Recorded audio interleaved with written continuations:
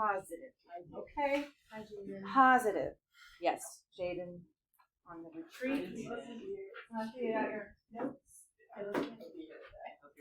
All right, we got parts of the isosceles triangle. The two sides that are congruent, we call those the legs.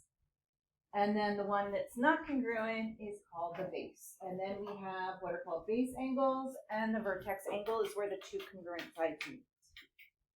Okay. Let's look at isosceles triangle theorem. Is this like a theorem we have to use in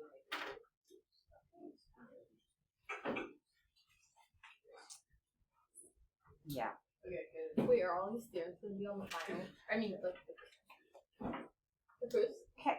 So if you look at the sheet that I gave you, we've done everything except the last two. Okay? So isosceles triangle theorem says if you have two sides of a triangle are congruent, then the angles opposite those sides are congruent. Okay, so if AB is congruent to AC, that's going to imply what angles are congruent? B and C.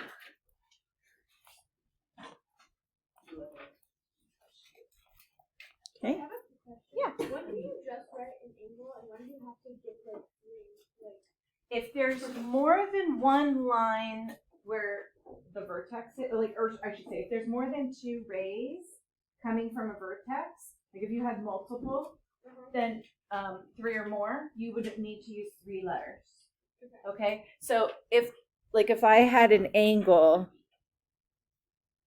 here, A, but then I had another line extending from that, now A could refer to 3 different angles. So I would have to have additional points, right? Because like angle BAC is not the same as CAB. Okay, so as soon as you have more than 2 rays, or 2 sides, then you have to use the 3 letters. Okay. So that is the isosceles triangle theorem. We're going to follow up with just the converse, which means we're just switching hypothesis and conclusion.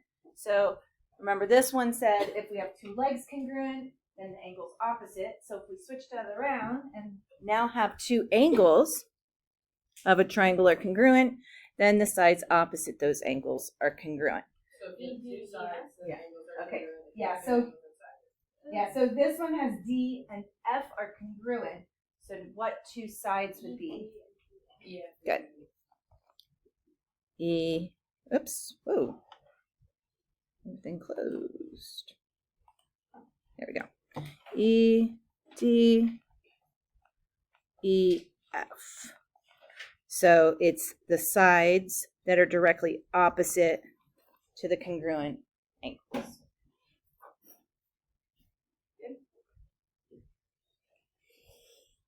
All right, let's find the value of X. Okay, I have these 2 sides that are congruent.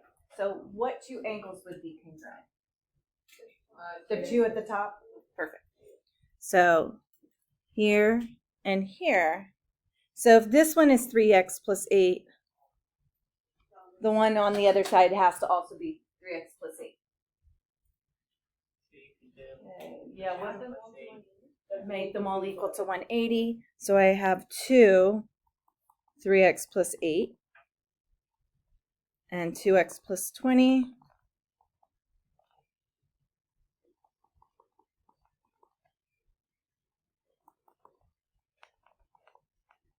What do we have? 8x plus 34.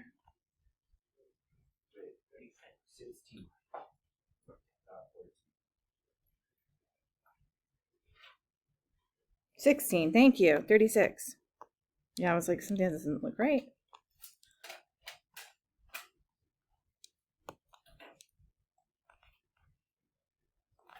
Okay, subtract 36 from 180. What do we get?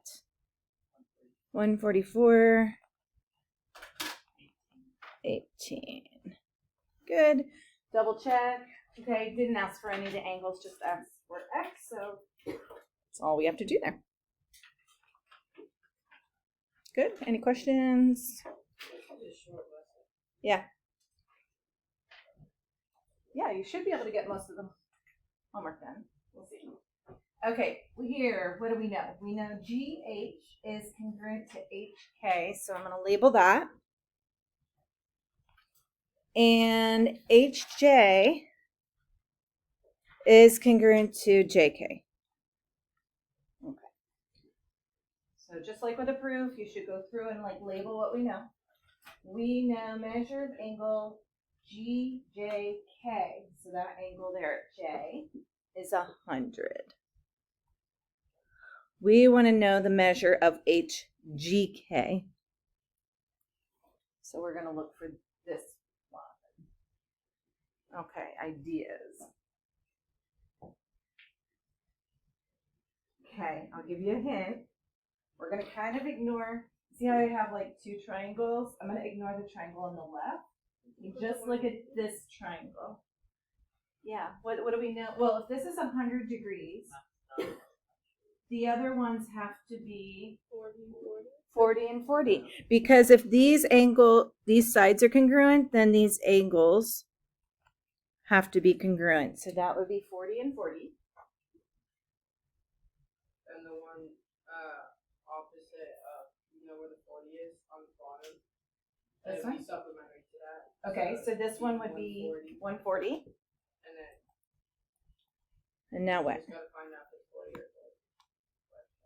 Okay, now we're going to ignore. You do 20. It's going to be 20 and 20 because if these two are congruent, then these two angles are congruent. So these have to be 20 and 20. So measure of angle HGK. Also, do you remember exterior angle theorem? If this is 40 and these two are equal, then you can just, we didn't even need this 140. Wait, I don't think Can an exterior angle still be in another triangle though? Wait, how Yeah. do you get 22? Yeah, I don't think These two sides are congruent. Oh, yeah. So these two angles have to be congruent. Like if you ignore this, you see how they have these two? Oh, yeah, it makes sense. These are the angles that are opposite the sides. Okay, triangle ABD. ABD is isosceles. Okay, we can see the two sides marked congruent. And ACD is a right triangle. So we know 6 is 136. What is the measure of angle 3? It's just half of 136. Okay. No, you have to So do 20. 80 minus. Yeah. So it's 44 divided by 2. It's 22. It's 90 minus 22. Okay, Oh, so 60. we have to figure out these two angles. 360. See how these two are congruent? So 4 and 5 are congruent. So No, it's Wait, 136 136 is supplementary to thing. So 4 and 5 are both 22. 22. And then measure of angle 3 is just going to be 90 minus 22. So what do we get for that? What did you ask, Aaron? All right. Wait, how do you figure this 22? That's what I'm Because this is an isosceles triangle. just. So if this is 136. These two have to add up to 44. Yeah, but how do you still get 22? they're congruent with each other. They just split it in half. 44 divided by 2. A triangle has Sure. an equal 180. Okay. Oh, I get it. Okay. All right. Write a 2-column proof of the isosceles triangle theorem. Okay. I'm not going to put triangle PQR. I'm just going to write PQ. We can clearly see there's a triangle there. Oops, perpendicular.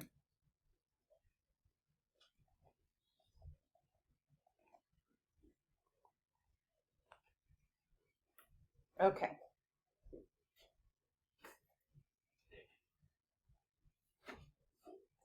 So we are proving the theorem, the isosceles triangle here. So we can't use the theorem. For this one, will it ask you to prove like the theorem? Or will it? No, it might use the theorem within a proof. Wait. You'll see when. I'm gonna Yeah. What's your idea? Is angle P and is angle QPS and angle QRS congruent? Well, that's the same thing as what we're proving. We're trying to prove. We're trying to what prove you that. said. My bad. Okay. So far we only have. If we can get these two triangles congruent, then by corresponding parts, angle P and angle R will be congruent. Wait, isn't Well, there's Q two right SP angles because of the. Okay, the two line right in angles. there. Where do we have right angles? Without- So angle QSP or PSQ and angle QSR are right angles.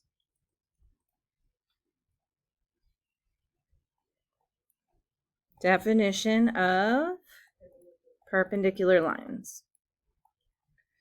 Okay, as soon as I have a right angle, I usually look to see if we could possibly do it by hypotenuse leg. What do you think? Can we? Yes, Aaron. Did you say QS is congruent? Yes. Okay.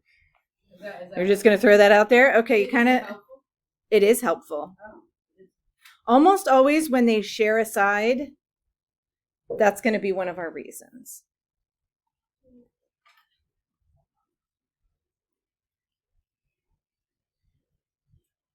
What do you think?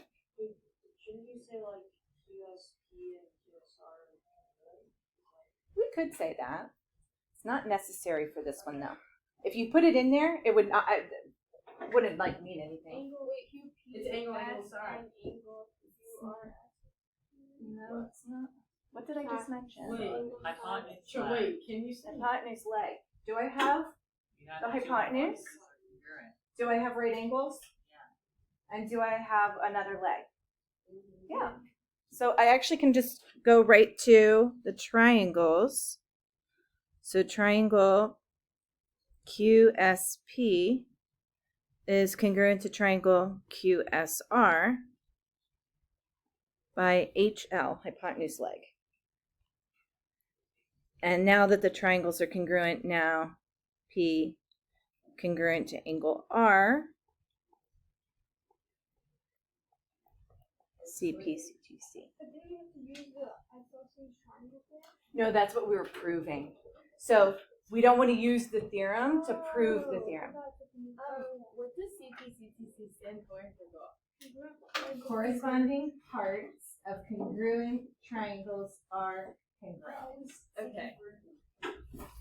It just means it's always the one that you use right after congruent triangles. Because it's like saying, oh, these triangles are congruent, so now these parts have to be congruent. Okay.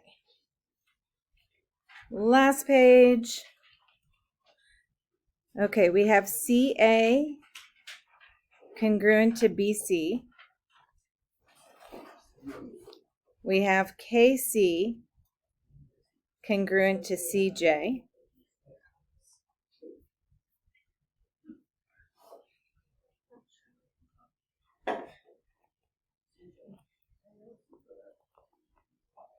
And we have C is the midpoint of BK.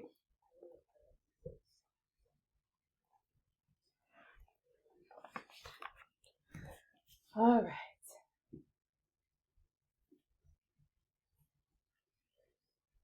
Let's think about this. So CA congruent to BC. So this is an isosceles triangle. And these two are congruent. So this is an isosceles triangle.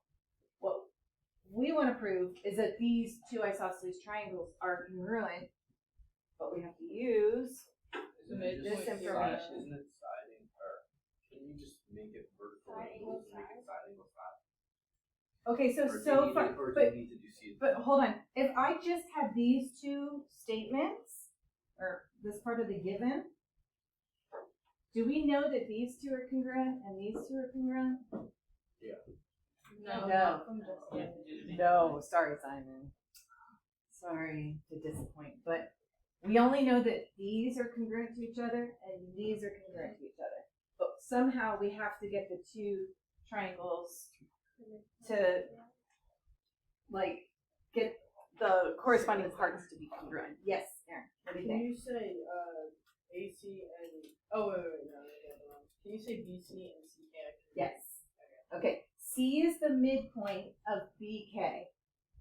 So that means BC is congruent to CK. I have another idea. Oh, another idea. Excellent. So now these two are congruent. So now BCA is congruent to JCA. And BCA is congruent to JCJ. We could do that. That would be vertical angles. We also could have put that one second, but do we want to put that here or do we want to continue working with the sides? What do you think, Kai? Sides. We could definitely put that here, but because I started with the sides, this gave us one pair of sides. BC is congruent to CK. Now we have the two triangles connected. Okay, so transitive property. So what do I want to get? I can get CK Can you say and JC CA is congruent now. CA? CK is congruent to CA.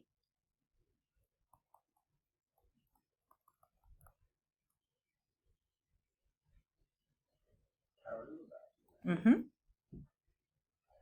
All the sides are congruent. So, do we have all the sides that we need? Yes. Wait. Yeah. For side, angle, side. For side, angle, side?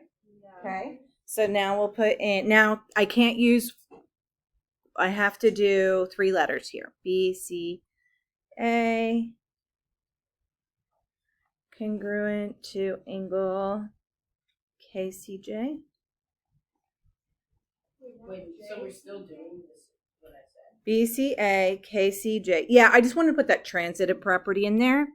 because I have to, remember what I said? You have to get the two triangles to like connected to each other.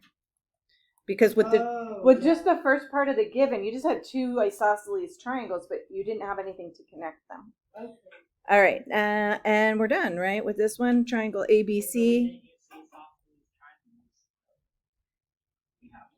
We didn't have 2 here. Now, could we have? Yeah. So another way we could have done this is we could have gotten like these angles congruent, these like, you know, but we didn't need to do it. So this could have been done in so many different ways.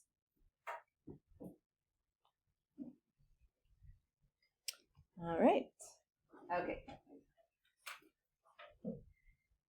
Okay, angles. We have lots of different triangles here. If angle ABF is congruent to angle AFB, what would 2 congruent segments be? Okay, it helps if we could trace over it. So I'll show you. ABF is this one. Wait, can't you just do 2 letters? Oh, from wait. the So- A and AF? So A and C. ABF No, wait, BA and AFB. So we're looking at, AB and do you see? Yeah, BA. So you're kind of like focusing in on one triangle within that big picture. Yeah, what did we get? AB, A.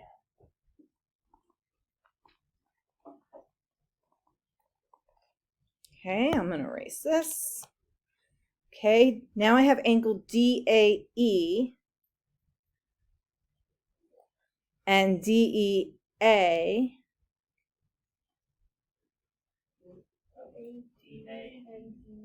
Okay, so now I'm looking at this triangle.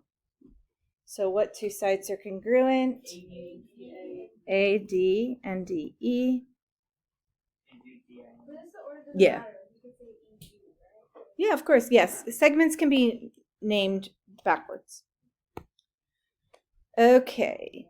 All right, lastly, okay, we have FA, that whole side,